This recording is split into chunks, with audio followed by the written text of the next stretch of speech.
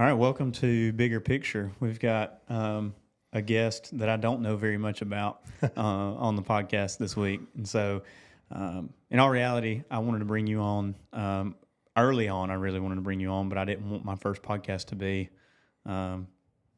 hey, my dad's on the podcast.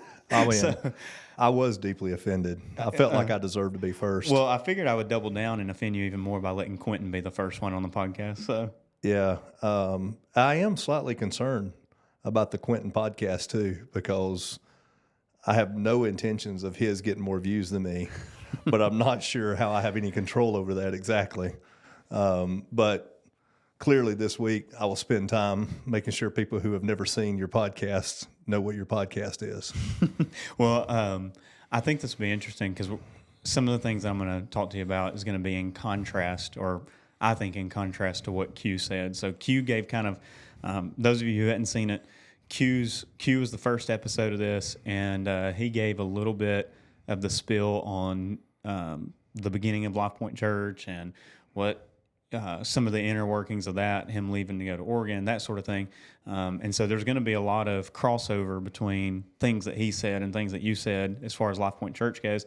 And so there's going to be maybe some conflicting things, or not conflicting, but contrasting things that are on the other side, your point of view of what happened with Lifepoint Church, how you started it, how y'all got as successful as you are with that to this point. So that's kind of the direction we're going to head in a few minutes. First thing I was going to say is we're both wearing glasses, which is a clear indicator that spring is in full effect in Alabama. So the listeners and the viewers are going to have to excuse us touching our eyes and sneezing and coughing and being sniffly. I mean, that's just the nature of being allergic to every single plant in Alabama. Yeah, I mean, Alabama is interested as a state, not the people of the state. Alabama itself and Mother Nature in this state is wholeheartedly all in on like St. Patrick's Day, because about that time this state gets painted green. And I mean, it's green. Everything is green. And I think about getting on your podcast today, and I get in the truck. I'm a couple hours away from coming here, and I counted it. I sneezed 21 times in a row. And I thought, well, this is going to be perfect. This is exactly what we want for a podcast today. But that actually gives me an idea. I think we might put a sneeze and cough counter in the little corner of this, just for the fun of it. Just see how many times you sneeze on camera. Now, oddly enough, I will say where I'm already winning today, and maybe it's intentional, maybe it's not, but you did actually have to introduce Q, and we've not even said my name at all. So clearly, we're expecting that the world already knows who I am, but had to be told who he was. Well, I figure the viewers of my podcast are probably going to know who you are already. I don't know. For those of you who don't know, I'm Jaylon's dad. Yeah, this is Matt Brooks. This is my dad. For my entire life, for at least 24 years, depending on the crowd, 25 years, I have always been Matt's son, and I've been the Brooks boy, the oldest Brooks boy, Matt's son. That's been my name for the past 24, 25 years. We are trying to change that. By we, he's not meaning we. No. I am actively trying to change that. Jaron is actively somewhat, I don't know if it bothers him as much as it does me, but I'm trying to change that to where it's more of I'm Jaylon. I'm not Matt's son. I hadn't even really thought about it till you mentioned that, but you've either been Matt's son, or funny that you said that, it's not even Brooks boys. You've been the boys. You and Jaron are known, especially around Lifepoint, as the boys, even though there are a lot of boys at Lifepoint. Like, Desi, Quentin's daughter, came by the house last night, and like one of their first questions was, where are the boys? And she's been asking that since she was born, or, since she's been able to talk, she's called y'all the boys. And so it's kind of interesting, but I'm excited about being on this podcast because I do think maybe it's a little different perspective. Certainly be a different perspective than any of your other guests, because I can't imagine and you've given me no prep for this, by the way. No. Our listeners should also know I got nothing. Yeah. So The style of this podcast is very limited prep anyway. So the guests who have been on here before, Q didn't get any prep either. The past two, Robbie and Max got a little bit more prep. They got some bullet points of maybe some general direction of where we might go with this. But the style of this, I figure, is as good of a communicator as you are, and not any knock to Max or Robbie, just more of a courtesy to them. I wanted to give them a little bit more prep. But as good as a communicator as you are, I more intentionally wanted to spring it on you and just say, this is what we're talking about live, and then let you respond and get an authentic response to that. So that's why you hadn't got any prep. Q didn't get any prep either, so we're on a level playing field for this. He didn't get anything that you didn't get.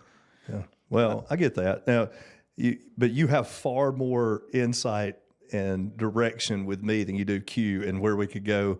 And I'm kind of excited about that because I think maybe something that we're able to accomplish for listeners and watchers, viewers for this is maybe between both of us, we get to offer them a look into our personal lives or into our mentality, our thoughts that no one else could interview out of us potentially. I mean, I probably have an insight to ask you questions or to respond in ways that no one else is going to be able to, and the same. So this could be a really interesting podcast, I think. Sure. So where I always want to start is where I think, or at the beginning of the podcast, I want to try to ask questions that I think not just I would want to know, and especially in this scenario, what I may ask you would be far different than what other people would want to ask you. So I think there are a lot of people who know who you are, know what you do, but don't know how or why you got to where you are now. Especially early days of Lifepoint, you were not from this area. So when you started the journey of Lifepoint, you weren't well known necessarily at that point in time. So a lot of people have picked up on knowing who you are later on after Lifepoint was already well established. So let's start with, you're pastor of Lifepoint, lead pastor, co-pastor. What's the title? So lead pastor is actually my title, but I think that's also Quentin's title is lead pastor. But the distinction is my responsibilities. I'm lead pastor of vision and communication, and Quentin typically is his official role, I guess, is lead pastor, and it's relative to more ministries and personnel finances. So mine's vision and leadership, typically communication. Okay, so lead pastor of Lifepoint, and then how did you get into ministry? And it feels weird asking you these questions because I already know all the answers to this. So I'm going to try to ask it in a way as if I don't. But talk about how you started in ministry, how young you were when you started in that, what led you to that. Talk about your drug problem, as you say, and then let's go from there. Yeah, I always say I have a drug problem growing up as a kid. I was drugged to church on Sunday mornings, drugged back on Sunday nights. And that's a little bit of an exaggeration. Actually, my family didn't always go to church. We were always in church and we always went to church, but we just didn't always go. We were kind of average, a couple of times a month kind of people. And that was if we didn't think it was going to be cool to be at trade day that day or something like that.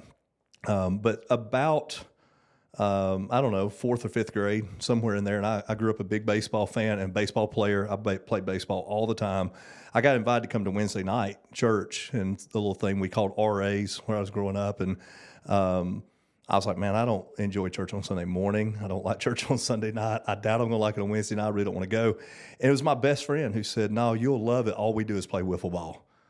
And I was like, well, in that case, I'm in. I went and actually, believe it or not, all we did was play wiffle ball, which is odd. For probably a year, it's all we did was we go outside and play wiffle ball. And then something must have happened with our RA leader in his life, and suddenly he started wanting to teach the Bible on Wednesday nights, which, was, I think, a great thing, but it was quite the shock. But by that time, I'd already created a habit of going to church. And so I lived about 300 or 400 yards from our church. So I would walk, even when my parents didn't go, because it was a relational thing. It was where my friends were. And so I would go to church and absorb what I could. My grandparents were really involved in their church. So when I would spend time with them, I was there. So I just grew up around church, in church, played ball around the church, in the churchyard, church parking lot. So I was always there. But I guess I was 17 when it all kind of clicked. and I began to not just know the stories of the Bible, but began to become interested in the God of the Bible, and just had a conversion experience at a beach camp when I was 17, and had no aspirations of vocational ministry. In fact, I was opposed to it because I had an entrepreneurial passion, business passion, and all the pastors I knew were broke and really boring, and I didn't see where I fit into that. But God just kind of tweaked my heart toward vocational ministry and what the church could be instead of what I had experienced the church being. And so I surrendered to ministry at about 17 years old and began to pursue that. Graduated high school, became a youth pastor by the time I was 18, met your mom at the first church that I was a student pastor at. And then we got married. She got pregnant with you. And I think it was about a year old. I finished up college when you were like a year, maybe 2 years old, and started putting out resumes for places to serve. And maybe the most ironic story is your mom and I had decided that we were going to find a church and live on the Gulf Coast. And so only resumes I sent to any churches were those in the Florida and Alabama Panhandle, or Florida Panhandle and Alabama Gulf Coast. And we had a friend of ours, who called me and said, "Hey, I'd like to give your resume to a church. Do you mind?" And the only resume that I didn't send to the Gulf Coast was to Albertville, Alabama. And that's where we ended up. So we came here as student pastors at the fellowship and spent 3 years there. And then in 2006, planted Lifepoint. Was that the only resume that responded back? Was that the only phone call you got? You know, I got some phone calls, I think, back then. I honestly don't even remember. Crazy thing. It's been 20-something years ago, 22, 23 years ago. I know I didn't go for any interviews in that area. I think there were a couple of churches I may have done phone interviews with. But it was almost like that was kind of one of the things apparently that we wanted that wasn't what God wanted. And certainly now we can kind of see how God worked that out. But no, I don't remember any of those. And we still go to the beach every year, and I'm like, I think this is where I need to be.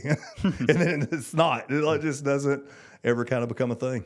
The only one that responded back, and that was a youth pastor position in Albertville. So you just pick up and just decide to pick up and leave and move to Albertville, Alabama. Were you familiar with the area at all, or was it just a complete cold, just pick up and move to an area we're not familiar with? Well, I mean, it depends on what you call familiarity, obviously. I mean, we didn't know anybody here other than my dad's parents lived in Kilpatrick, in the Kilpatrick area.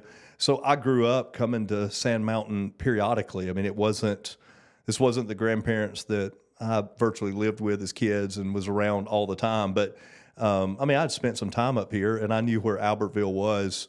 Oddly enough, I remember we were so unfamiliar with this area that I argued with my Uncle Mark one of the first weeks we lived here that Walmart was in Albertville. It's not, by the way, it's in Boaz. And he was right, but I argued that because in my mind, Albertville was everything Sand Mountain. Yeah. And so we had a little familiarity, but not really any. And we just packed up and moved up here and moved you boys up here. And, and I enjoyed my time that was there as student pastor. I think I learned a lot, and I did develop some, influence during that time among more than just students. So that when we did get ready to plant the church, you're right. Not a lot of people knew me, but I was still known. I had some key connections in the area that made some of that, feasible. Sure. So then, there it is, man. There's that allergy Number season. one. Cough one. So then you decide what was the decision? From what I remember, I think was it Q that called you as far as starting Lifepoint or planning some sort of church or some sort of movement as far as that goes? It probably depends on who you ask as to how all that really happened, right? We remember the past. History is written by the victors, right? So, it's interesting. I mean, it's such a cool question, and I love talking about Lifepoint and the way it started. But Lifepoint started way before it started and way before it had a name. I think there's a lot of people who think I'm very impulsive and just make real rapid decisions. And I think that is a strength of my leadership, is I am able to quickly make decisions sometimes, but it doesn't mean things aren't thought out, and it doesn't mean that they're not strategic. I mean, I'm actually naturally a very strategic person. And so I had kept a notebook for years. Before we even came to the fellowship, I had started a notebook I knew God wanted me to pastor. I had gotten introduced to church planting through a book Rick Warren had written, The Purpose Driven Church. First time I ever heard about planting a church. And then I read his student pastor's book, The Purpose Driven Youth Ministry. And I was introduced kind of church planting about that. And so I kind of felt like most of my ministry life since I was about 18 that I wanted to plant a church. And so I just started a notebook. I mean, probably, I don't know, 4 or 5 years before we planted Lifepoint or longer. I had a notebook of just as God would kind of show me things, or as I thought through things, I would write down, this is what I do if I ever get to plant a church. And I'd read a book called Visioneering by Andy Stanley. And if any of our listeners have not read Visioneering, it doesn't matter what role. You don't have to be a minister. I mean, in fact, every business owner, if you want to lead your family well, you should read Visioneering. And so I had read this book. It was life-changing for me, and I gave it to Quentin. And I think Quentin read it in like 2 days. I mean, it took me like 2 months. He reads it in 2 days. And next thing I know, he's quitting his job as student pastor after reading this book. He's like, comes to me, he's like, I've got to quit now. Thanks for giving me this book. I got to quit. And I'm like, what are you talking about? You got to quit. And he's like, well, in the book, Andy Stanley mentions that there'll come a point in our life where our vision of what should be and could be will cause us to be deeply dissatisfied with where we are, and will at some point make it a moral obligation that you can't stay there. And he said, I'm just at that point, I can't stay where I'm at. And so he quits his job, and Quentin and I had always dreamed about doing church together. And so he just quits his job, and I'm like, well, what are you going to do now? He's like, I don't know. So why don't you just start a Bible study at the very least? And he starts this Bible study, and next thing I know, Quentin has made a couple of phone calls to some guys, Neil and Nick, and next thing I know, Quentin's called me and goes, hey, I've talked to Neil McKinney, I've talked to Nick Longshore, and we've decided we think God wants us to plant a church, but we feel like he's leading us to ask you to lead it, and we're throwing all of our chips on that. Either you do it and we do it, or you don't do it and we don't do it. And it just kind of started with that as us meeting at one of them's home, and I just took that notebook. I was like, well, guys, if you want to plant a church, I mean, like I'm interested in talking about it. I said, there's some interesting dynamics here that make us all different. Like, none of you have a mortgage and none of you have children. I have both. So I'm not quite ready to abandon all and do this. But if we're going to do it, and I just handed them that notebook, so this is what it's going to look like. And I wouldn't say Lifepoint looks exactly like that, but it was certainly the framework for where we went. It contributed to the beginning at least, and helped you jumpstart. So 2006, if I remember right, that's when that was. I was 6 years old. Jaron was 3 or 4 years old, and then you just go and start. I remember, I can barely, just vaguely remember that old VFW building that it started in, and I just remember me, Mom, and Jaron being crammed into the kitchen area of it because I hid behind her shadows so much that I didn't want to be out there with any people I didn't know. And so we sat back there and played with whatever toys we had back there. But it seemed like, thinking back to it, really, really quickly y'all moved from that tiny little VFW building that was pretty packed on the first few Sundays that y'all met there. And then from what I remember, there was like some kind of corner stage where drums sat, and there wasn't much space at all in there. At some point, y'all quickly moved from there into the building that you're in now. Tell me about like the first Sundays that y'all decided to make that thing happen. Yeah. I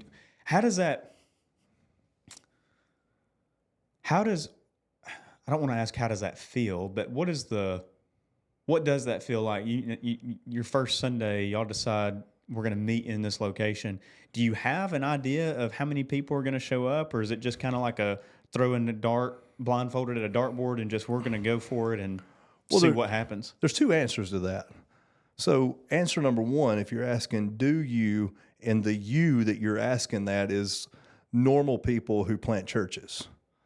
That answer would be yes, you have an idea because you have created typically a core team. You've met in someone's home for probably a year to 18 months, and you've built a leadership team, and you've cast vision, and then you're going to do this big launch Sunday, and you've sent out postcards, and you're kind of like, we've sent out 2,500 postcards, and national average says about 5 to 10% will show up. So we're expecting 125 to 250 people. And so, yes, you would have some kind of idea if that was the you that you were talking to, but you're talking to 2006, Matt and Quentin for the most part, a little bit of Neil and Nick mixed in there.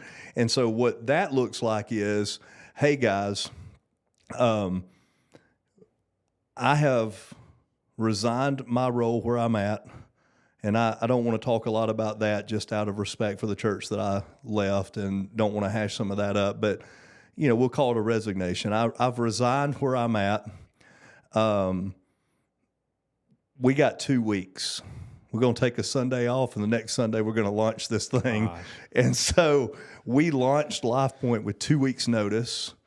No clue who was going to be there. The day that I made that phone call, the people who were in was us, our family, Quentin, I think it was, I can't even remember now. That's crazy and terrible. Him and Audrey were married. I can't remember if they were married. I think they were because I didn't go to their wedding. So it would have to be. It was Quentin and Audrey, Neil and April, they were married. Nick and Brandy, they were married, but none of them had kids. So when I made that phone call, that's who it was. There was 12 of us counting you and your brother. And over the next 3 or 4 days, there were 4 other people who joined our staff as part-time, non-paid. I mean, nobody was paid, but as part-time, non-paid. We had some student ministers, and we had just some good people that joined in with what we were doing. Wanted to be kind of because we had this model. It was part of that book. We had this model of large staff, even if it wasn't all paid, giving people responsibility and authority to do what God had called them to do. So we started with 8 staff people by the time we got to that 2 weeks, and 36 people shows up, which we were ecstatic about. 36 people were like, this is remarkable. Now, I look back now, and 36 people were like those 8 people and their families. Yeah. And 4 people that we had convinced to be there, I think. Maybe. 4, 8. The Brights were there. For those people who know Tanya and Felton Bright, they were they had always been mama and daddy too for me. And so they were a part of it. Felton's brother was a part of it. Jeb, the Nailers, who still go to our church, the Nailers were both there. And there's a couple other people that, people may not know or would remember, but who aren't there now. But basically, it was like staff, their families, and about 10 other people. But we were excited. Roger Rowan was there on week 2. And it was just crazy. 36 the first week. And you're right, we were not there very long.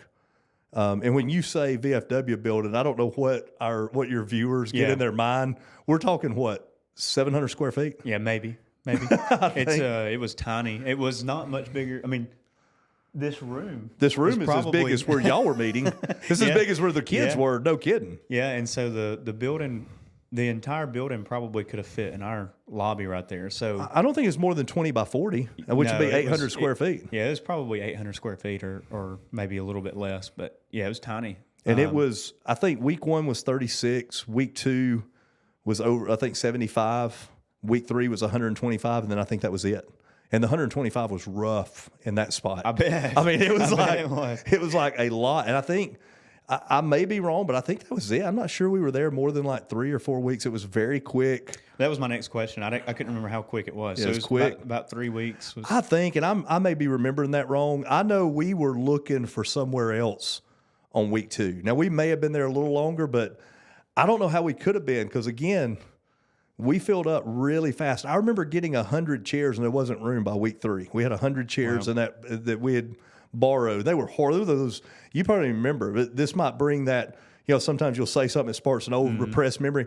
They were those orange plastic chairs, almost like a bucket. They kind of look like had like a rounded bottom on with the 4 legs, that steel legs like you'd see in a school lunchroom. I don't know if you remember that. Horrible. They were like worst condition. Like nobody should have come to Lifepoint at that point in time.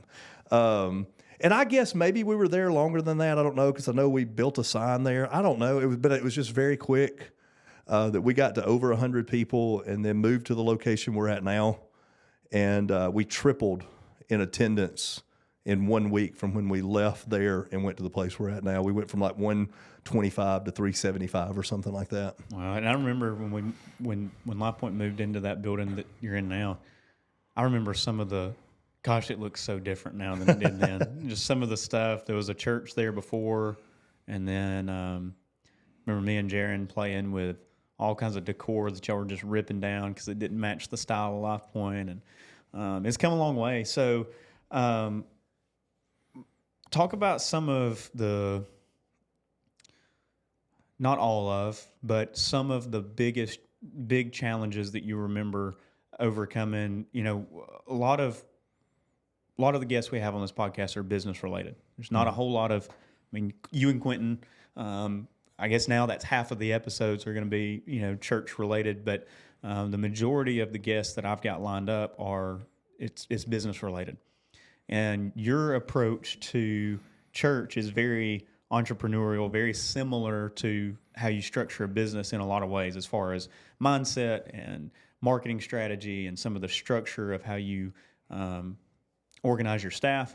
So just, I think it would be beneficial to think in terms of, like, you know, a small church is very similar to a very small business. You know, you don't have a huge customer base starting out. Mm-hmm. You don't have a huge, a large number of employees starting out. You know, with a small church, you don't have a large staff. So talk about some of the challenges and the growing pains of how you start with, what did you say? What was the number in that 36. new building? Oh, in the new building, we went to like 375 in the first Sunday. Week 4, 5, 6, something like that. It was over 300. So what, you go from some of the growing pains of that. I mean, I would actually imagine that you had growing pains nearly immediately, because you are set up as we've only been doing this thing for a few weeks, and now we've got the attendance of a large church. So what are some of the growing pains that you start out with, and then compare those to some of the challenges that you face now when you're more established, 15, 17 years into 19. it? 19 years in June. 19 years into it.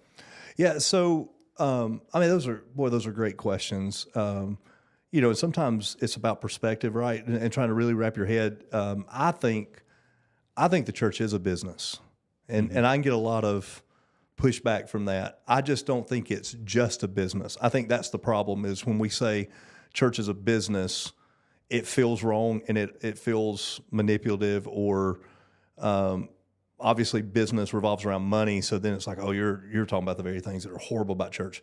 And I don't mean it that way. I mean it in the redeemable qualities of business, in that we need to understand that when it comes to church, there are certain metrics that have to be met, or we don't have the capability to take what's the most important message of humanity and get that heard if we're broke, or we don't have the capability to do that. And in America, you know, I'm not saying the church is a building. I don't think a church is an organization. I think church is a movement. I think church is people.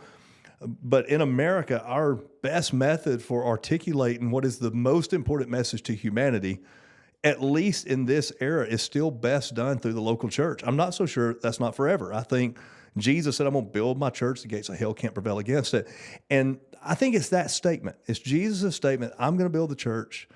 I'm going to build it. It's not my responsibility to build it. He says, I'm going to build my church, and the gates of hell won't prevail against it. That motivated me to say, what part do I have to play in being a part of an organization that the gates of hell don't prevail against? Because that's Jesus's vision. That's his model. That's his hope, his goal, his plan for that.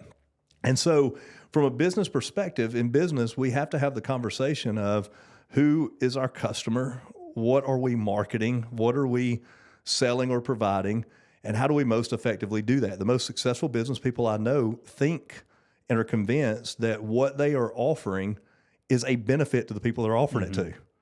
And that's certainly me. And I mean, I certainly feel that way about the church. And so we took a very business, or I took a very business-like perspective in the foundation of Lifepoint and in the strategy of Lifepoint. And so, from a perspective that people just, this blows their mind, but the average church in America is under 100 people, is 100 or less. If you look at just, what is the average size church? It's 100. We were 3 or 4 weeks in and 3 times the size of an average church. That in and of itself is a challenge, is, figuring those kind of things out. But I think just from big picture, some of the things that guided those conversations were, and some of these are just sayings that we've adapted over the years, is to reach the people nobody's reaching, we have to do the things that no one's doing. Mm. And so I constantly kept that before our staff and our key ministry leaders was, who are we trying to reach? Why are they not being reached? And what are we willing to do that no one else is doing to reach them? And, and so that was always part of the process. Things like, we're going to think like a large church. When you have 100 people, or say 36, the first day we show up, we got 36 people. You can get up in front of 36 people and you can say things like, hey, does anybody have an announcement this morning? Mm-hmm. And listen, in 99.9% of churches, that doesn't seem odd. There are people who say, oh, nothing wrong with pastor getting up and saying that.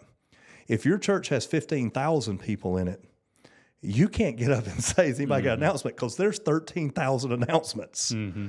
But so you say, well, but you could have done it when you were 36. We could have, but we didn't, because we're going to think like a big church. We always say we're going to think like the church we're trying to become, not the church that we are.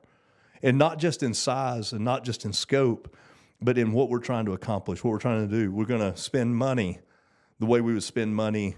We're going to allocate funds when we have $10 in the same way we would allocate funds if we had $10 million. Mm-hmm. What's the most effective use of every dollar? And so those are the kind of things that we did, was what captures the attention and the imagination of the people we're trying to reach. Another thing that we were big on was, we felt like if we reached the men, we reached the family. And most of the churches in that era, we go back 20 years ago, and I'm not trying to give any discredit to any churches. I love the local church, all of them, any of them. But there were just a lot of churches, you walked into them, they either felt like, when you first walked in, they either felt like a nursing home, a funeral home, or a place that women would go for afternoon tea. And I don't mean that. I mean, you're laughing because you know that to be true. Yeah, well, I'm just laughing because the picture of women going to the church for afternoon tea cracks me up. But it is true. It is true. I mean, you got decor that men didn't care about. Mm-hmm. You got colors men didn't care about. And for us, we're like, we want to be a very, and again, it was no cut to the lady. Like, people are like, so you don't care about women? Quite the opposite. We care so much about women. We think oftentimes the greatest thing in a young lady's life is a great father. The greatest thing in a woman who's married life is a great husband. Mm-hmm. So we care so much about them that we want to reach the men. And we're like, it's hard to reach men in afternoon tea. Yeah, and also I've seen it, and it may be because of what you're talking about, maybe because it's not targeted to them necessarily, or traditionally not targeted to them, but it seems to be more common that you see a mom with her kids in church without the husband there than the husband and kids in church without the mom there. So if you can, not that it's easier to get the women there, but it does seem to be more common for the women to just want to be in church. Whereas if you can get if you can target the men and get the men's attention to be there, then more than likely the wife and kids will come along with them. Yeah, I don't know what the statistic would be today, but when I was in high school, 17 years old, whatever, I remember reading the statistic from Barna, and I'll get it close.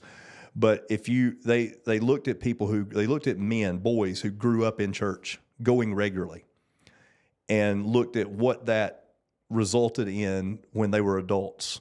And the crazy thing was that if the dad went to church and that was how the son went to church regularly, there was above 80% chance that young man would go to church regularly when he was an adult. If mom took them to church every Sunday, there was an under 50% chance that when he became an adult, he would go to church regularly. Really? It wasn't the exposure to the church. It was The leadership, the in the leadership of the home. And so we knew those kind of things. So, we painted, we painted the back wall of the auditorium black before anybody did that. We darkened the lights in the auditorium because people think, well, you just did that to make the lights show up. We didn't really have lights to begin with. One of the reasons, and we did loud music. People are like, you just did that because you like rock music. No, there was far more strategy to that. You dim the lights in the room and you make the music loud because men will sing. But they won't when the lights are on them and somebody beside them can hear them. Mm-hmm. But men will sing along. They'll engage in worship when they feel like they can do that without being exposed.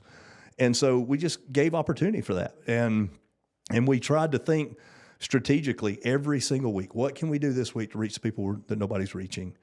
And, we just kind of, we tried to operate that way and made tons of mistakes along the way, by the way. We're far from perfect. Made tons of mistakes. Let me tell you, you grow from 36. We went from 36 to 850 between June of 06 and Easter of 07. And I don't remember what month Easter was in 07, probably March or April. So, in an 8 or 9 month period, we went from 36 to over 800 in attendance. Wow. We had 800 people who needed to be discipled, and we couldn't find 10 life group leaders because we didn't even know who they were. We didn't know people. They, I joke around. You probably do remember this. Remember the joke? I mean, it's not a joke. We would just laugh about it, that it got to the point where our family couldn't go to Foodland on Sunday afternoon because we have so many first-time guests who were wondering why I'm not talking to them. But the reason I wasn't talking to them is because I couldn't know who they were. Yeah, I remember the conversations in the household where, somebody would come up to you at the grocery store and say, or you would hear somebody say something about, well, I heard so-and-so the other day talking about how they waved at you at Foodland at the grocery store and you didn't wave back. And you're like, I wouldn't have even known who they were. I assumed they weren't waving at me because I didn't know who they were because, there were so many new people coming that it was impossible for you to meet every single person there. I remember that. So. Yeah, there were weeks we had 100 first-time guests in some of those early days. I mean, it was just insane. And it was so cool to be a part of. But I think even in that, it crafted who I am today because, there's as much not known about me as there is known about me. And there are so many people who think that I'm not compassionate or not empathetic, that, I'm always at 30,000 feet or and actually the opposite is true. I'm very, very aware of things that are going on and I'm bothered by things that are not right and things that are not good. And through that process of realizing that, people think that I don't want to engage. That's not the case. But I got to a place where I can't know everybody on a Sunday. Like, if we're going to be the church that we want to be, reaching the amount of people we want to reach and doing the things in this community and around the world we want to do, I can't be involved in every person's life and I can't be involved in every ministry. I can't be involved in every decision. And while some people look at that and go, well, that's where everybody wants to be. And that's, that's bothersome for me because I am empathetic. I am compassionate. I want people to know I care. It's just, sometimes that's hard. It's hard to do that with, I don't even know how many people we have at Lifepoint anymore, but somewhere around probably 1,500 to 1,700 different people probably come to Lifepoint in a given month, maybe more than that. Not all at the same time, but in a given month. I don't have the capacity for that. Mm-hmm. But I want those people cared for, and I want those people to have the best opportunity and possibility to be on a life-changing journey, taking steps in their discipleship to be more like Jesus. And so, it forced me throughout the last 19 years to have a different mentality than what can I do to help you? Now it's what can I do to create an environment and create a process that you've got the best opportunity at that. Yeah. Well, and for the business crowd that's listening in, a couple of things that I was thinking about as you were saying that, it's very much business strategy that you took to that. You take, even when you're small, you think about who you want what you want your business to look like and who you want to be one day. When how big do you want to be? How do you want to operate when you're that large? And you implement those processes when you're small. We've got, and I joke about this. Anybody who listens is going to laugh. That does insurance with us is going to laugh at this because they may not even know this. But one of the ways we do that here is we got Carissa, that's our account manager. That's her title as account manager. And then we've got Tanya, who is client service representative.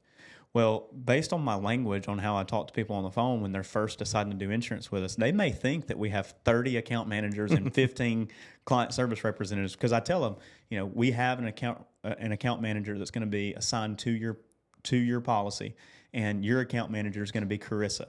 Well, I didn't say that we had more than Carissa. I just implied that somebody's going to be assigned to it. But it's because I have the vision that one day we will be the size where we need more than just Carissa, as more account managers than one, more client service representatives than just Tanya. And I don't want my language to have any sort of drastic change, and I don't want our process to have any sort of drastic change halfway through. So what you're talking about is good business advice for small businesses as well. Operate budget, break down your budget the same as when you want to be large. Spend your money on the things that matter most, and that's going to make the biggest difference in your target customer, or in your case, target visitor. And then structure your staff and your processes in a way of what you want to be. Mm-hmm. And then you've got this big box that hasn't been filled yet, but you got this big column of growth that you can go fill that up and not have to make these drastic changes to your, you may have to tweak and push some buttons and pull some levers, but you don't have to make these drastic whiplash changes. You don't have to change who you are. Right. You may have to change how you do slightly. You just don't have to change who you are. Mm-hmm. And that was so big for us, was let's figure out who we are. I mean, one thing of, look, Lifepoint is a great community story, and it's a funny community story. It's we should have just been documenting all along, probably the greatest reality show that's ever existed. I can tell you from firsthand, somebody who witnessed it from the outside, it was the greatest reality show in history. There's so many things that I wish I had on camera that happened in early Lifepoint days.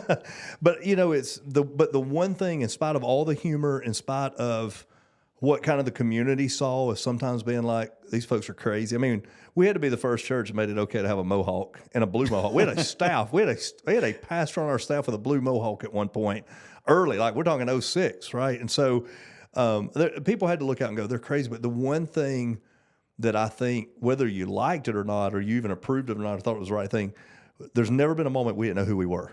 Mm-hmm. Our identity has never been in question. We were aware of who we were. Some of that is because of, again, 5 years of me trying to map that out before we ever started.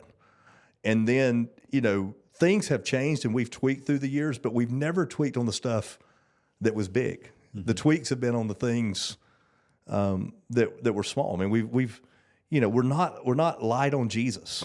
We're not light on His Word. We take His Word very seriously.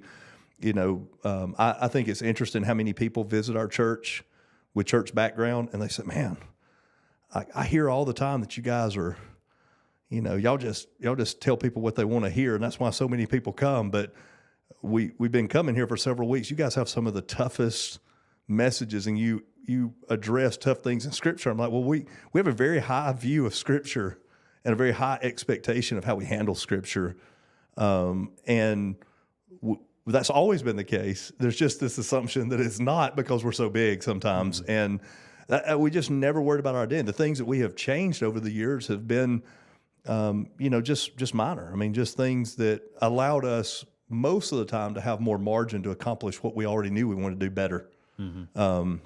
And so I think that's interesting. What are some of those things? What's some of the things that come to the top of mind that you're talking about you change? Because the changes are so gradual over time when I'm there and present that I don't really see that. Sure. I can see it looking back, but I can't recognize what those changes are. Well, I don't think it would be anything that people notice dramatically either. I think a lot of it's just personal with me. I think there are just some things, maybe even theologically, that at 26 and 28, I'd have wanted to fight you in a dark corner about, that now, is not a big deal. I mean, I grew up in a Southern Baptist church where a whole bunch of stuff, the way we thought, I don't even know that I think that way anymore. I mean, nothing major, but, one thing is, churches I grew up in wouldn't have allowed anybody but a pastor to baptize somebody.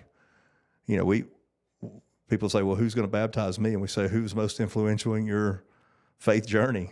Well, my friend Sam, well, you think Sam might want to baptize you? And it just blows people away. Like, what? And I don't know if we did that right to begin with. I guess one big change we made, and, Jaron would have liked for this change to be made, before him, but we used to make every single person, you probably remember this, used to make every single person who did a baptism video, that wanted to be baptized had to do a video. And they had to tell their story, or we wouldn't let them be baptized. Why was that? Why did y'all make people do that? From a pure marketing standpoint, or is No. it from making them be public with their profession? That's probably a closer answer. Here's why it's really simple, like crazy simple. Why?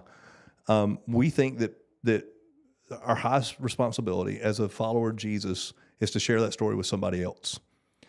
The average person will never have a larger audience to tell their story than at their baptism at Lifepoint. You got to tell 500, 800, 900,000 people on that day, and it live into perpetuity on our website that who knows is going to see it. So it was really just about why do we want to waste this opportunity to go public with someone's faith and them share it? And you say, well, that sounds like a great reason. Why would you change? Well, I got to looking at Scripture, and we were so worried about, does a person really believe? Do they understand all the tenets of faith? Or how mature are they? And can they do a baptism video, get baptized? And I'm like, but in Scripture, here's a guy that says, ask Peter, like, what do I have to do to be saved? He knew nothing. He says, what do I have to do to be saved? Peter says, believe. He says, okay, I believe. And then he looks at Peter and goes, hey, there's some water. Can I get baptized? I'm like, that guy knew nothing. No baptism video. No checklist. And so one day I'm finally like, I don't know why we're expecting more of somebody than Scripture expects of them. And so, that's one of those changes. It's just something subtle like that. That's one of the things that recent Life Pointers, people who've been there in the last few years, probably don't know about Lifepoint that I remember, that Lifepoint got a lot of flack over, and I don't know whose idea this was. Maybe it was Nick's idea, but the secular music. Oh yeah. For the not for the opener. Yes, so you didn't do secular music for worship, but you did secular music. People would come into the church when they got there. You get out of your car, go in the church, and then at Lifepoint again, there's so many people that the hallway to the auditorium is crowded with people just wanting to chit chat and fellowship with people, talk to people they hadn't talked to since last week. And then I imagine the reason y'all started this was because the first worship song would start, and then it would be the second worship song before people actually made their way into the auditorium. And rather than waste that song, you decided to do a secular song. It got attention. People who wouldn't have normally come to church are coming to church because you're playing like AC/DC on. I don't know if we ever did AC/DC. I'm pretty or not. sure I remember that, but maybe not. Maybe I don't know if we ever did AC/DC, but do you remember the first song in the building we're in now? No. Very first song ever done in the facility we're in right now was U2, Where the Streets Have No Name. Oh yeah. And that was the very first song, and that was my request. I had planned that. A few weeks in advance. I said, Nick, when we get moved in this building, this is the first song I want. And he's like, really? First song I want. And so, I think part of it's what you said about people not being to their seats, not wanting to waste a song. But actually, it's far more strategic than that. It's super strategic. And again, a lot of people see me as the guy who's just seat of the pants, whatever, and I'm really not. So we used to meet on Monday mornings. We had staff meeting on Monday mornings. And one of the things we did in staff meeting every week was we evaluated the Sunday before. Well, you think about how do you evaluate a church service, right? Like, what are you going to do? How many people come? What are you going to do? And so I spent weeks and weeks and weeks and weeks just digging in, thinking about what is it we truly want to accomplish on a Sunday morning. And so I developed 3 questions that we would ask one another and be gut level honest about, which is so hard. And by the way, the reason there's a such thing as 1%ers, and I think Robbie said this 2 weeks ago, is the reason a 1%er exists is because only the 1% is willing to do what the 99% won't do. And 99% won't ask these questions that I'm about to tell you. You're the third person on the row to mention that. Really? Robbie said it. And Robbie said it based on a Facebook post that he saw, which happened to be Max Brandon's Facebook post. And then Max said it. I don't know if he said it on the second one or not, but I know on the first one he said it. And so it's funny. You're the third person in a row on this podcast that's mentioned that. So it must hold some value. Well, and it's true. Like and here's the thing. Like I hope some pastors watch this. I truly do. And by the way, everything that's good that's happened at Lifepoint, I wish that other pastors would take it, emulate it, and make it better. Because a win for me is not Lifepoint. I've never set out to build a castle. I've wanted to be a part of building the kingdom. I am the biggest fan of local churches. You've grown up with me. You've grown up in my home. I am not very critical of churches. I'm truly not. I'm a fan of anybody. So I would love for every pastor to hear this and every business person to find their own model of this. But we started evaluating, very early on, week 3 or 4 or 5 in the building we're in. And I spent time trying to figure out, what do I want on Sunday morning? And so we came up with 3 questions that we would ask every week and be gut level honest with one another. And it was, did we have music people could identify? Was there a message that was there a message that had a clear next step? And were people compelled to bring somebody back with them? And the answer to those 3 questions determined whether we thought Sunday was good. So we had to look at it and go, all right, let's talk about the music. Was worship good? Mm-hmm. I don't know how to answer that question. Yeah, no, it was clear. It was a clear, did we do something musically that people could identify with? Because what we recognized was you can have the greatest music in the world, but if it wasn't what they were looking for, it wasn't what they identified with.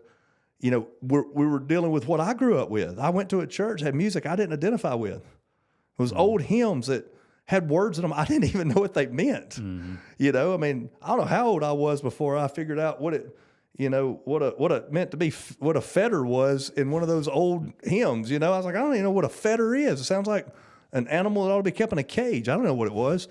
And so I didn't identify with it. So that's why we went to doing the secular music right out of the gate. Is I wanted inside the first 5 minutes somebody go, oh, I might not sing along with worship this morning, but I know where the streets have no name. Mm-hmm. And immediately, I belong here. That was what we was going for. I understand this. And then it was message had a clear next step. And I would let them just be gut level honest with me, like, hey, did the message connect? And was it clear what a next step is? Because and you've heard me say this before. You've held me accountable to this before. You're the harshest critic ever on a Sunday morning message, which is funny that you didn't want to discuss last week very much. It's funny you didn't want to bring up them criticisms last week. It's because along with being your worst critic, I'm my own worst critic. So I don't need anybody. I don't need a second one. I'm good. But I would ask those guys to be gut level honest with me, because my whole goal every Sunday morning, this, you've grown up around me. I don't care about the entertainment value. I don't care so much about, was it clever? Was it cute? I always want to know, was it helpful? That's all I want to know was whatever we said, was it helpful? And so I would make sure that I'd make those guys tell me that. And to me, what meant it was helpful was you gave me a clear next step. And so we would do that. And then it was, did something happen that compelled people to come back? And then we later added this little parenthetical statement at the end of it. You get bonus points if they brought somebody with them. And so we would kind of look and go, hey, we had a first-time guest last week and they came back this week. So that means last week was successful. Mm-hmm. And, we would be like, hey, did you see where Jaylon came back from last week and brought his friend Bob? It was like bonus points this week. And that was the metrics. That was the metrics for Sunday morning, week after week after week. And somebody probably listening goes, well, when did y'all talk about attendance? Well, we talked about attendance for about a year. We would put that in there every week for a year. They would tell me what the attendance was. And about a year in, I stopped it. And I'm probably one of the only pastors in America. I have no idea what our attendance is. I'm never told what our attendance is. Every now and then I ask on Easter, what was the attendance at Easter? I was going to say, is there somebody that counts attendance I don't know. Week to week? I have no idea. Because a year in, I had a very personal conversation with our staff that I wasn't healthy. And I sat down Quentin and Neil and Nick, and I said, guys, I'm not healthy. And they were like, what are you talking about? And I said, depending on what is said on Monday about our attendance, it results in me not being healthy. And they're like, what are you talking about? I said, well, if our attendance was really good, then for that week I am unhealthy, prideful, because I'm like, look what I did. And I'm taking credit for something I don't deserve. And if it's bad, I'm unhealthy because I am defeated. And I'm like, golly, I screwed up this week, or I did a terrible job. And I didn't have anything to do with whether it was good or bad. Not really. I mean, you could say, well, it was your strategy. It was your marketing. It was your branding. It was your Yeah, but at the end of the day, I have about this much control over how many people show up. And the last thing that I need to know, look, I'm not criticizing any pastor who has that knows how many. You can do that and be great, but I can't. For me, it was either I took pride in the number or I was defeated by the number.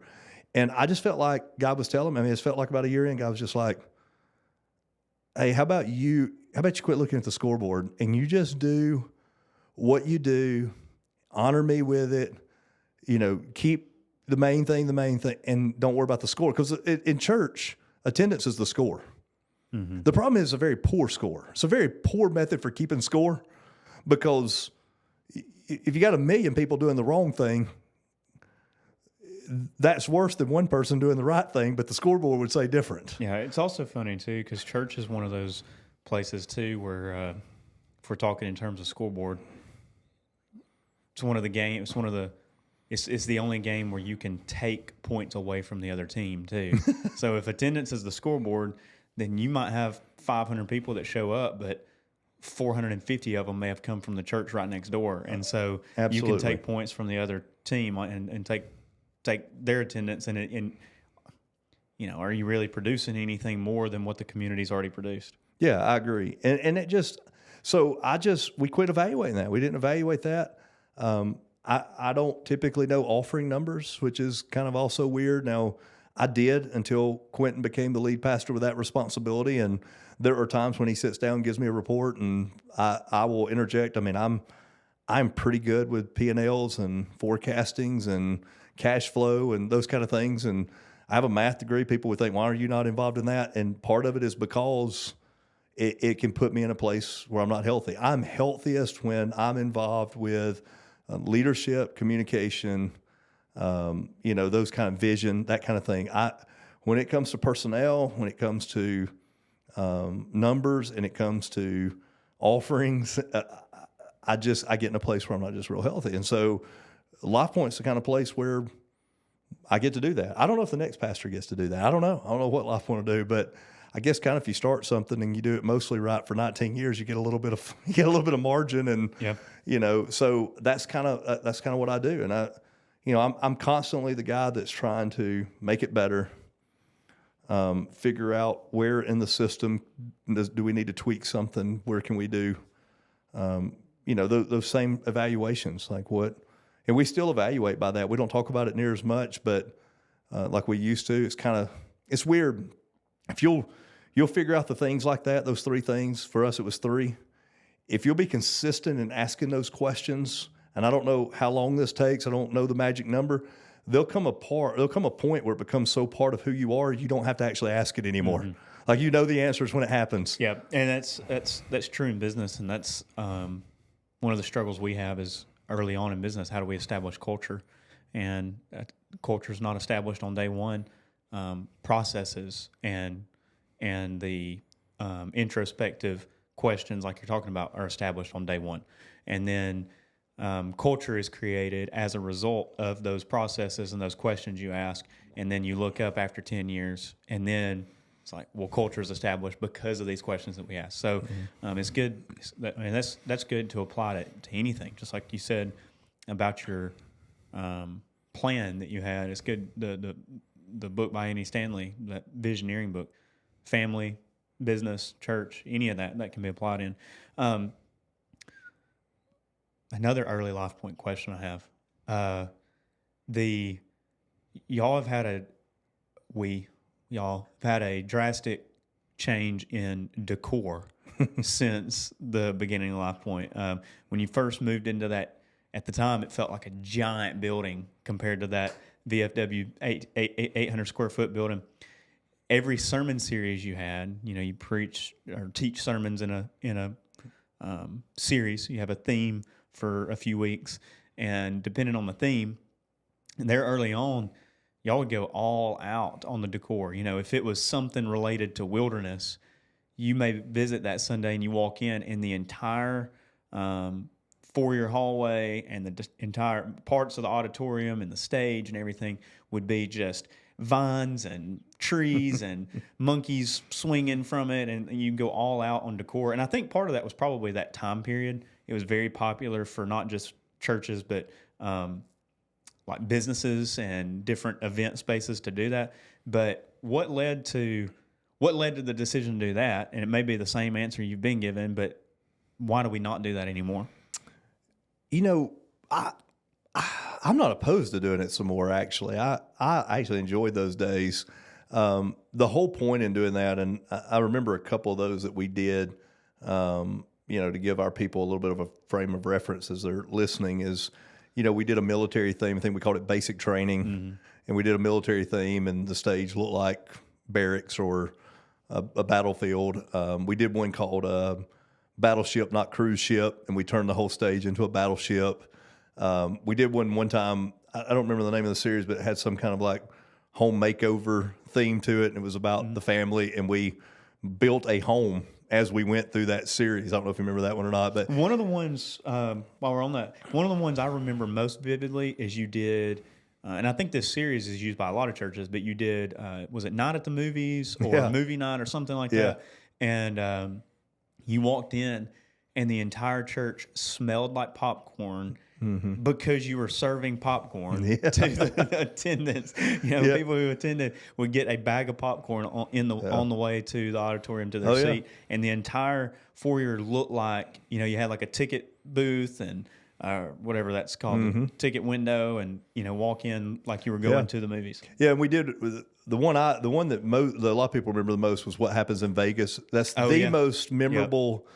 That's the most memorable sermon series until the one we're in right now. Oddly enough, what Don't Feed the Beast has, I think, taken over What Happens in Vegas. Interestingly enough, they're almost the same sermon series with a different name if you go back and look. But, I mean, they're 15 years apart. But the reason we did it is the same reason we do the same things that we do today. We do it because we were trying to help people identify with the message and make it memorable. It was like, how can we help people remember something? I think the reason we quit doing it, and I'm glad you actually asked this question because it makes me think through stuff. I don't think we ever got to a point where we said we're not going to do that anymore or we're going to stop doing it. We just stopped doing it. And I think some of it was changing culture, like and we want to affect culture, but we also want to be aware of culture and understand that we don't want to be culturally irrelevant or ignorant. Yeah. Either one, irrelevant or ignorant. And it just almost felt like that trend just like it just wasn't accomplishing what we wanted to accomplish anymore. And we do so much stuff with our building now. So many different people use it. I mean, I think Thursday of this week, I think it's Thursday. I think I was looking at the calendar. I might be wrong, but I think Thursday, the Albertville Fire Department is hosting their graduation ceremony there. Can you imagine if we had At the Movies with a whole movie set up for that? I mean, was problematic. I think they would like it personally. I think they'd like having popcorn at their graduation ceremony. But I think that's why we did that. I think that's why we stopped. Yeah, and it's probably not a bad thing that you did. You start looking at look at culture and look at event spaces, and not that you copy anything else, but I can't help but wonder if maybe people would be more thrown off by it than it'd be more of a distraction than it would be anything else in today's world. Yeah, today's more minimalistic. You know that better than I do. Very minimalistic. Lots of lighting, but not too much. Not so much that it's a distraction. Lots of the stage very clean, and hardly ever changes. It's pretty much the same set every time. To me, that's a little bit boring. I can't wait till we're out of the minimalist fad or whatever. But yeah, that's the theme right now, and I think that's probably a good thing that y'all don't do that anymore. Yeah, and a little insight into me, and this is those things that that maybe not everybody knows, but I teach 1-point sermons. I don't have 3-point sermons. 3-point sermon is a 3-point sermon series for me. So I teach 1-point sermons. And one of the challenges when you do that set design, and we even have to be real careful with this with our bumper videos, is I don't want to give away the message until I'm ready to give away the message. Right. And, my method of communication is I communicate through tension. Is I try to build tension and get someone to lean in and want to know, how are you resolving this tension in my life that you've now suddenly made me aware of? And then I want to take Scripture and say, this tension you're feeling is resolved by this principle that we find in Scripture. And sometimes the set, all that stuff we did on the set and bumper videos, if you're not careful with them, they relieve the tension before I've even created it. Yeah. They give, I guess instead of it being a movie trailer, they're giving away where we're going with the movie. And so I think that's part of why we moved away from that too. I think maybe y'all should do, if you ever have any point in time that's not like an Easter Sunday or Christmas, I think if you have a one-off sermon series, if you have just a one-off, something that's not 3 or 4 in a row, y'all should just decide to go all out, get full-on creative, and surprise everybody. Not tell anybody that's coming, just surprise everybody. Everybody walks in and boom, there's, decor. Or maybe you do tell people. Maybe you share posts of behind the scenes of doing it, and then that gets people to show up just to see, just as a one-off thing, so it doesn't give it away. I don't know. Yeah, you're doing this for 1 week. Put a whole bunch of effort into it. That's what I'm hearing. Yeah, and I guess that is true. But it'd be cool to bring it back a little bit. Yeah, we might do that.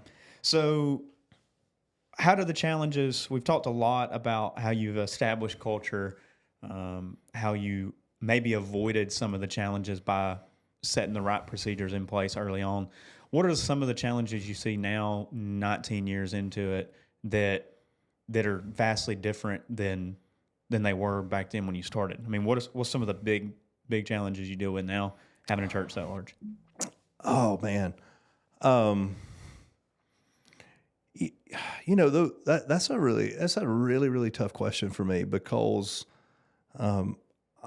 and I hate this for some of the pastors who maybe watch this, that I'm about to say this, and this is a place where they hate me more than ever, and I apologize ahead of time, but I mean, I just really have it really easy, because we have an incredible staff, and I get to really focus on teaching on Sunday morning and casting vision with our staff more than even our church, and our staff kind of executes vision, and so,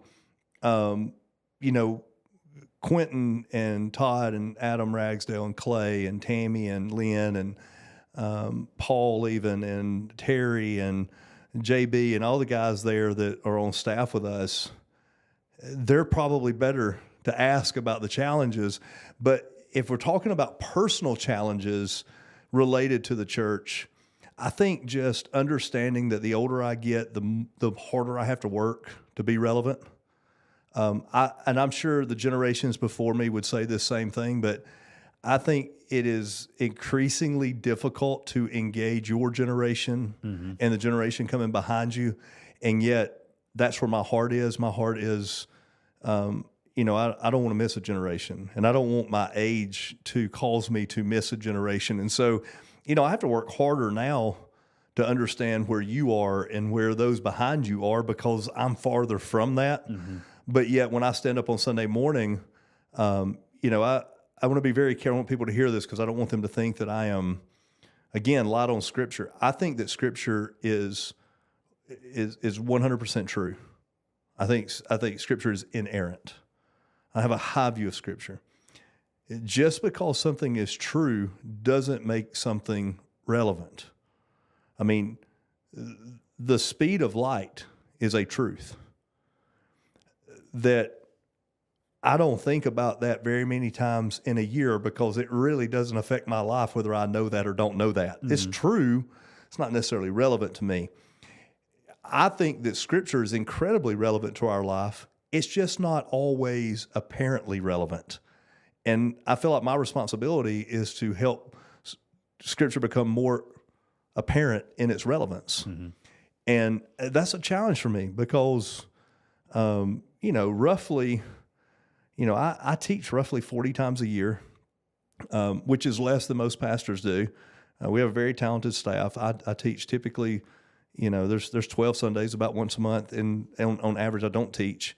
So 40 messages a year, and I'm coming up on my 20th year here. So, I'm just shy of 800 times that I've opened up God's Word on a Sunday morning. That's a lot of scripture. It's a lot of content that I've still got to figure out how to open it up again this Sunday and have something else to say that makes some. I mean, my life is invested in the aha moments for somebody. Mm-hmm. I love when people like you, get something out of the message, and that certainly means a lot to me. Or the people that's come to our church for 20 years almost now, or people that's been going to church for 40 years. But I really love the aha moments where somebody just goes, "Oh man, I finally get what God's trying to say in Scripture because of what you said."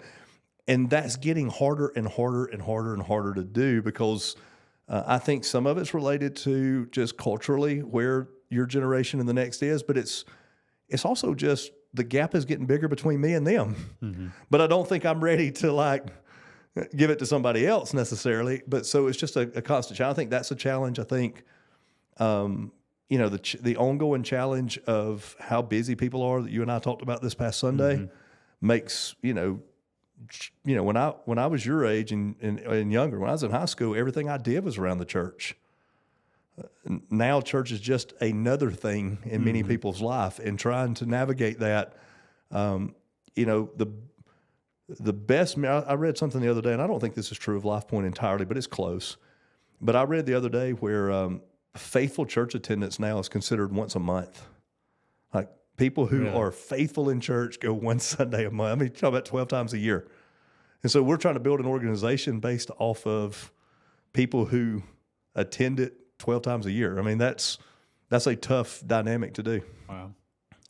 Well, and that's, I guess, like you said, that's more of a personal challenge, and that's more of culture moving that direction as opposed to the church getting where it is. Talking about things other than church, you're involved in a lot of things outside of just being a pastor as well. Mm-hmm. You've got, like you mentioned, you have a business mind, entrepreneurial. That was your mindset prior to being called to preach and teach and lead a church. So talk about some of that. What are some of the things you do outside of church that?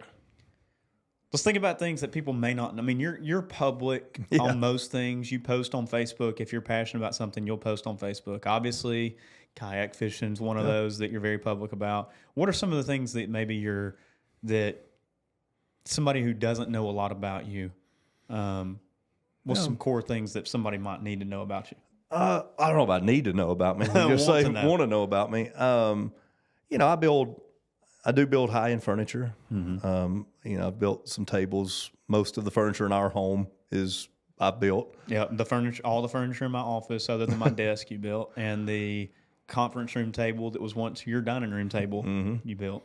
Yeah, and so I take a lot of pride in that. I enjoy that. That's actually, I've sold a few pieces to make a little bit of money, and nothing like to go right home about as far as making a career out of it, but that's kind of one of those activities I do that's kind of a stress reliever for me. Mm-hmm. I'm naturally an introvert, even though nobody ever believes that when I say that. I'm naturally introverted, and that's one of those places where, for the most part, I do that by myself because you just don't need to involve a lot of people in building a piece of furniture. So I do that. I do some business development for a label manufacturer that's here local and help them secure accounts for that, and I do enjoy that a lot. I've been, I have my home builder's license. Please, if you're thinking about building a house or you want to remodel, do not call me. I don't know really why I have that. I don't want to do that. It's just, something I have. And I've worked with a couple of people with helping them develop and build their businesses through that model. I owned a restoration company up until just a year or so ago, a couple of years ago. That's the one I worked at. That's what got me into insurance. Yeah, yeah. And I actually, that's not an industry that I want to be in anymore, but there were parts of that I enjoyed the aspect of being able to help people at their worst moments. There was kind of some value in that. Mm-hmm. I kind of at a place in my life now where one of the things I really enjoy doing is I enjoy the consultation. I enjoy the coaching. I enjoy, somebody gave me a high compliment the other day when they said, you're a promoter. You promote the people who are around you. And that's something I enjoy to do is, how can I help you win? I want to help people win. I mean, you and I talk a lot about business and you bounce ideas. We bounce ideas off of each other. That's probably the things I enjoy the most, because I think business is the hardest simple thing on the planet. Mm-hmm. I mean, at the core level of it, business is simple.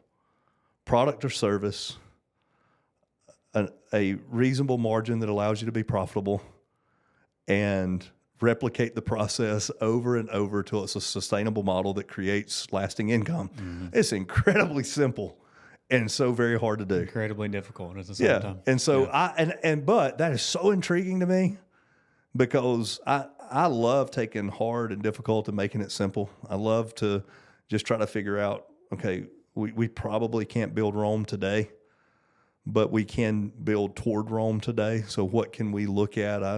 I was with some people today, some people that I do some business with, and was just looking at P&Ls and was able to realize, hey, these P&Ls are not right. So at that moment, it's like, okay, so we don't need to read them. But what we do need to do is figure out, how do we get this corrected? And we didn't correct it today, but we took some steps to figure out what was going on. And that's things, I enjoy that, because, I think that, let me tell you what I think this world needs. I think this world needs great churches. Mm-hmm. I do. I believe that. But what this world really needs is great businessmen who are the church in their businesses. Mm. We need great business women who are the church in their businesses. We need factory assembly line workers who do a great job and are the church when they're at work. Mm-hmm.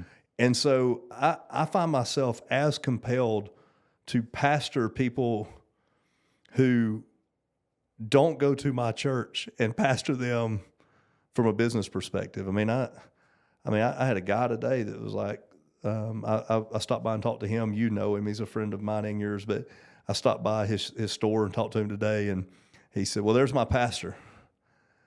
And I haven't seen him at Lifepoint in 10 years. But it's like, but I didn't correct him, because I truly am his pastor. Mm-hmm. Because I just don't pastor him at 700 Motley Street. Right. I pastor him in his workplace and in his personal life. And so that's something I love doing that. I love encouraging people, understanding where they're at, where they want to go. I'm not great at getting people where they're at, where they want to go, but I am pretty good at getting them from where they are toward where they want to go. Mm-hmm. And so I enjoy that. That's, one of the things at Lifepoint that this relates to, and I don't know if you've ever even heard this, is very early on, I asked the question, what are the sectors of our community that we can engage and impact, that if we were to engage and impact that well, would have astronomical or exponential results for the gospel? Mm-hmm. I can go and interact with one person one-on-one and have an effect with the gospel. And by the way, I do that, and I should do that. We should be personal soul winners. But are there also areas where I could look at sectors of community and say, if I could infect that sector, what would that do? And I begin to look at that, and I'm like, well, education's a sector where if we affect the process and the opportunities in education, if we make a difference at our school with teachers, teacher has an opportunity to affect thousands of kids over her or his career. Business was one of them that I identified with that, municipality, police, fire, those kind of places. Recreation was something that I recognized early on, is people are going to recreate if we can have an impact in their recreation. And, the business environment was always that sector of our community that I felt like this is an area that I can have a voice in, and by having a voice in, can try to help impact those people that they are of greater impact than I could ever be. Contrary to popular belief, people don't drop by Lifepoint. People far from God don't drop by Lifepoint on a daily basis and go, could somebody please tell me how to fall in love with Jesus and make a difference in my life. They just don't drop by there. Right. But every day, people far from God walk into this Alpha office. Every day, people far from God walk into attorney offices and doctors' offices and car lots and retail stores and restaurants every day. And if we can figure out how can we affect the people we have an opportunity to be an impact on, if I can impact the impactors, then I knew I could be. I felt like that was something I could do. I guess there's a book out there too. I read this. I guess I want to spend the rest of my life being a hero maker. I don't want to be the hero myself anymore. In fact, you joke around about it, but it actually is true. You've said something to me probably 2 or 3 months ago. You said, Dad, your exposure has diminished. You're like, you're not as well known as you once were. And for a minute, that hurt. For about that long. It only hurt because you said it, but it hurt for about that long. But then I was like, you know what? I don't even care about that stuff anymore. Like that, and I used to, but it's like, I don't even really care about that anymore because I think instead of being the hero, making heroes. I mean, I take a lot of pride in what you accomplish. Well, I was going to say, it bothered me for a little bit because I grew up from age 6 to age, I don't remember what it was, 12, 13, 14, whatever it was, where you were heavily involved in Albertville community. And when I say community, I don't mean that you're not involved in the actual community now, but the chamber ribbon cuttings and if you saw the mayor out in public, he was going to make sure to make an effort to talk to you and shake your hand, and Marshall County leadership and Marshall County youth leadership and all these different functions of the community that most people associate with the business sphere. If we went out in public, I remember it was like I didn't think of you as I knew you weren't like a celebrity, like Hollywood celebrity, but it was like, I know that if I ride in the truck with you somewhere, like to the grocery store or somewhere out in public, there's going to be at least 5 people who know who you are that I've never met before. Like they're not family or close family friends or something. There's going to be at least 5 people who I had never met before that's going to say hey to you. And so growing up with that, it was almost like I attributed that to, if I don't get to that, then I failed. Like if I don't have that same level of, not necessarily status, but same level of like impact, if I'm not doing something that's important enough for people to know my name or know who I've done, not from a pride standpoint, but just from like if you're making a significant impact on people's lives, then people are going to naturally know who you are. And so I kind of had that as a gauge. So disappointed is not the right word, but it did bother me a little bit that you're not in the community in that aspect as much as you are or were. But at the same time, it opened the door for me to become Jaylon and you be Jaylon's dad instead of being Matt's son. And also, it makes, the more I see and the more I see those organizations, I don't know how much sense it makes for a pastor to be a part of that is to the point where you are now anyway. Maybe early on, maybe establishing the cultural life point of, we're not a churchy church. We're trying to reach people in business. We're trying to reach, this sect of the community or whatever. Then sure, you got to get into rooms that other pastors aren't in at that point in time to reach that. But now I realize that's not. But what it did do is it created a launch pad without me knowing it. If I had this idea in my mind of all these organizations I wanted to be a part of, because I saw that you were, and so it made it where I had a desire to do that as well. Yeah, I just think I'm to a place in my life where I'm okay with just who I am, number one, but I'm really excited about what I can help people become. Like I try to put more of my energy into what you're doing and making sure that you're equipped and, that you're, I guess I want to make sure that your trajectory is that I'm always contributing to the right trajectory for you. I want to do that for I try to do that for your brother. What can I resource?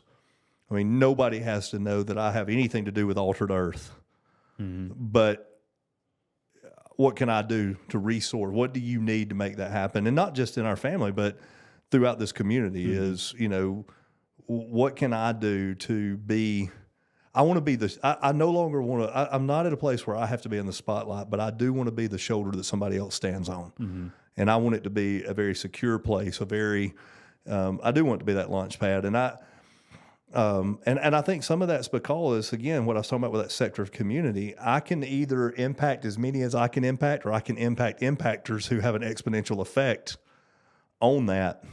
And so, and that's idealistic. I mean, to think I do that every day is foolish. I mean, there's a lot of things I do that I hope people don't see and emulate.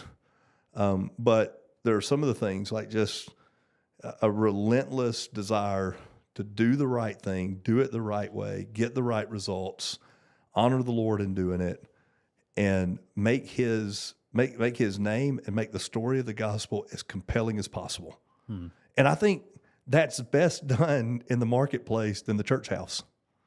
I honestly do. I think the most compelling thing is to be surprised by the gospel in a place you didn't expect it. People far from God, if they went to church, they expect you to love Jesus and they expect you to say and do the right things there. I think it's impactful when business leaders are doing that, and average Joe employees are doing that. And so that's kind of the, I don't think I'm in the third or fourth quarter of my life. I hope I'm just at maybe around halftime or a little less, maybe second quarter, but I want to spend the majority of my life that's left, like, how can I help somebody else be a hero? Sure. So and we're right on time for this too. Let's make that, I always like to try to do a one thing. Q kind of started that he did it himself. He had planned out his one thing. And so I just try to continue that. The one thing that you want to leave this audience with, and I think I have a suggestion on what that would be based on what you just said. And I'm mostly asking from a place of, from myself, and I think a lot of people will relate to it. How can, if that's what you do, if that's your goal and that's what you've done for others, one thing you're really good with at Lifepoint is culture. One thing you've gotten really good at over the years is developing culture.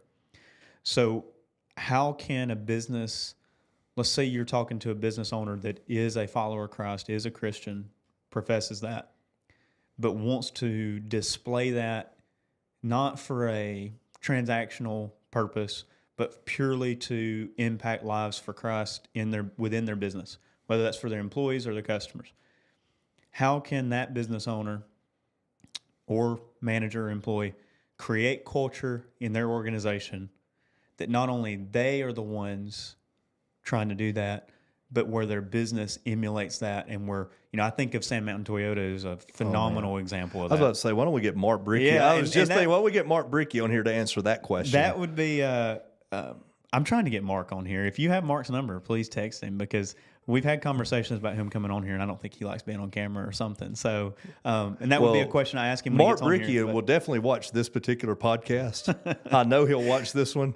So, Mark, here's the thing. Like, I'm going to need you to respond and get on the schedule, or we'll just get everybody. Well, I'll just share your number on social media and start to get it done. So, Mark, make that happen. Mark is going to come on at some point. He's already committed to me that he will be on here at some point. And when he does come on, that's going to be one of the things we talk about. I don't think that's going to be our one last thing with him, but for you with businesses in your experience, culture, how do you shift culture in a way that not only creates a positive culture for the business itself, but that lends a hand to creating an impact for Christ?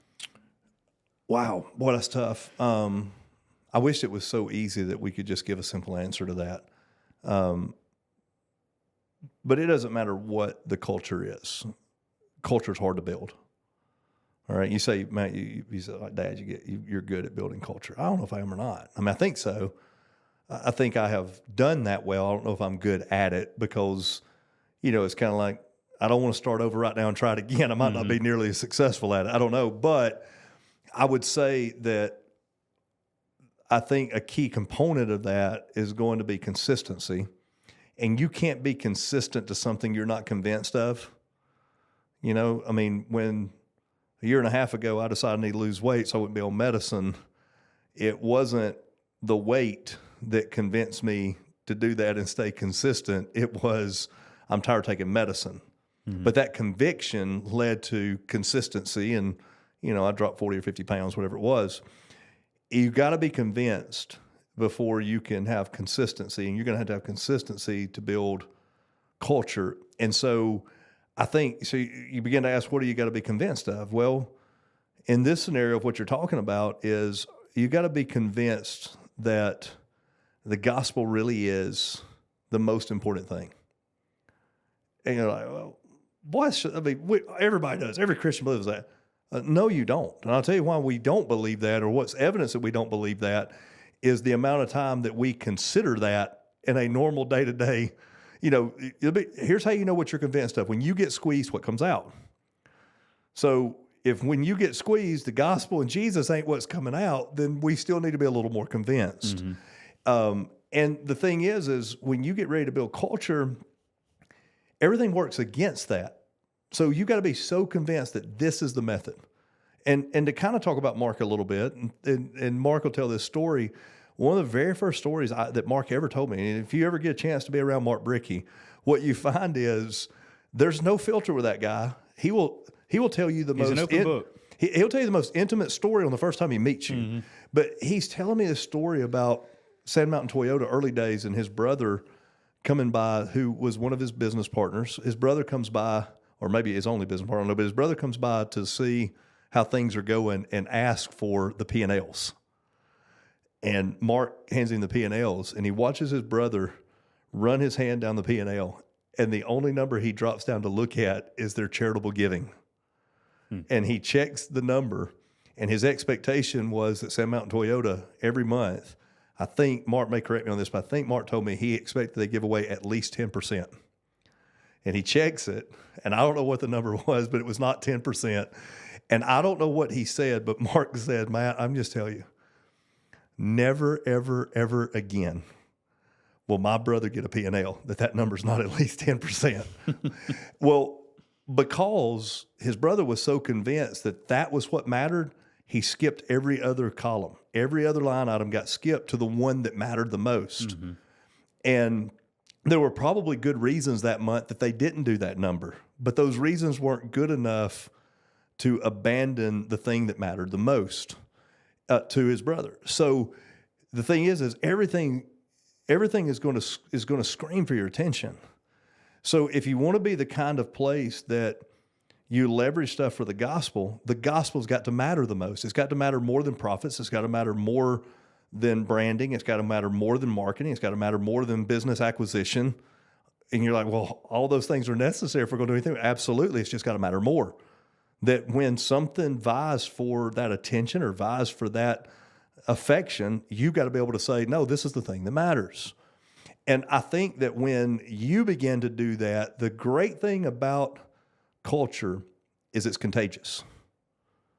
If you want to know, if you don't believe that, let me just give you a universal thing. Your business, your processes right now in your business are perfectly designed. I don't care who you are right now. Any business out there, any church out there, I want you to hear this. What you are doing, your processes are perfectly designed to get you the results you're getting right now. That's why you're getting those results. It is perfectly designed to get those results. If you don't like those results, that means you got the wrong system.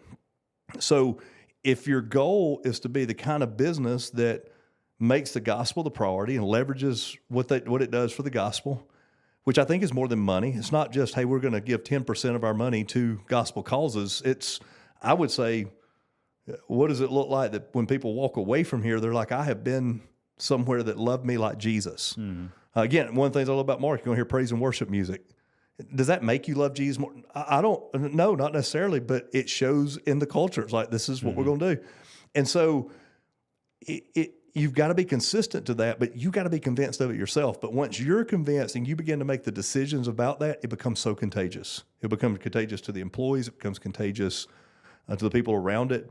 I guess, and my favorite thing at Lifepoint, my favorite thing of all is when you hear the people in the seats saying the same things that you wrote down in the book of what it was going to look like if you ever got to be the pastor. That's the day for me that you realize we've gotten where I want it to be.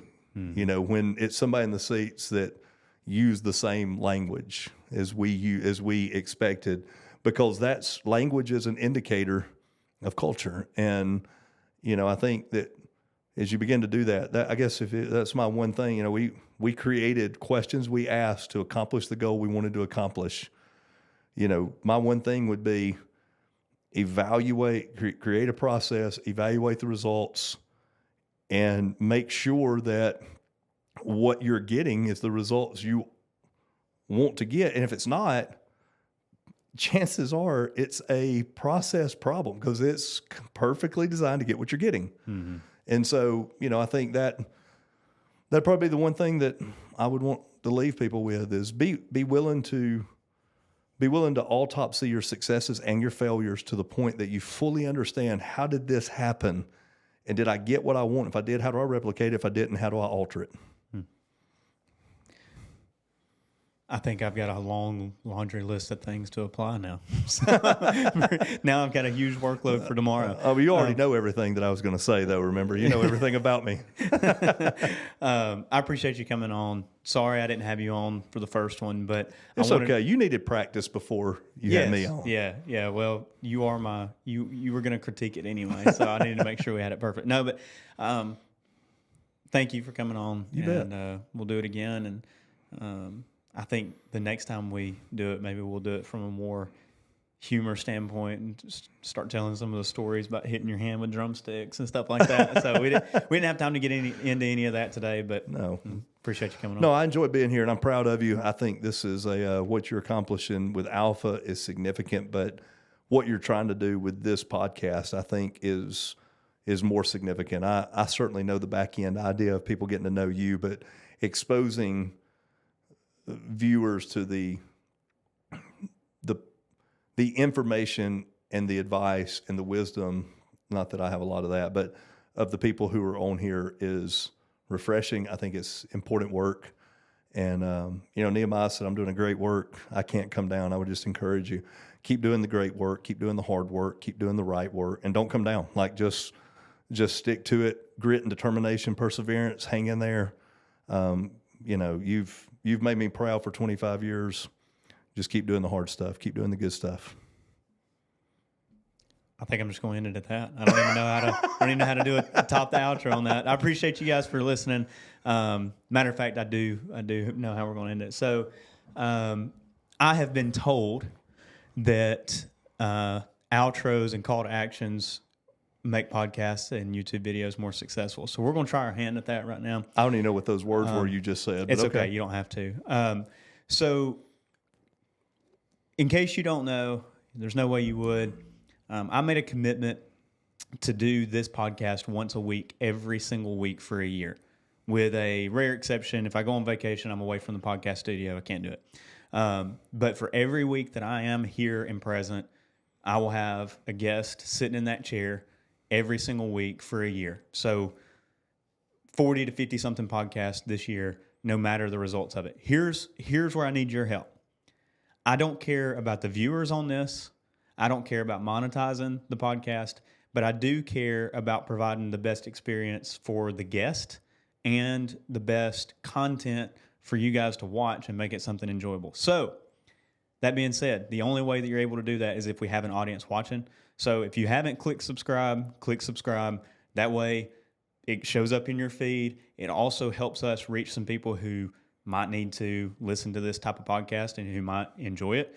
Again, it's not for the viewership, but it is to make an impact on people's life and also to provide a larger audience for the person sitting across from me so that we can get some larger, more reputable, higher status, or however you want to word that, people who require a larger audience to sit across from me. So in order to do that, I need you to subscribe. I need you to hit the like button. And then also go follow all of our social media channels. There is an Instagram page. There is a Facebook page. That is the only ones that Instagram, Facebook, YouTube is the only ones that's there right now. So if you haven't gone and followed those pages, please go do that. And regardless whether you do or not, I will continue to do this every single week. Next week, I'm excited about it. We're going to have Chase Grisham with the Grisham Group, super successful realtor, is going to come on, and it will be the first long conversation that I've had with Chase. So the questions that I ask, I don't know the answer to. You're not going to know the answer to. I think it's going to be a really entertaining one. So again, go follow so that you don't miss out on that one. Thanks for tuning in.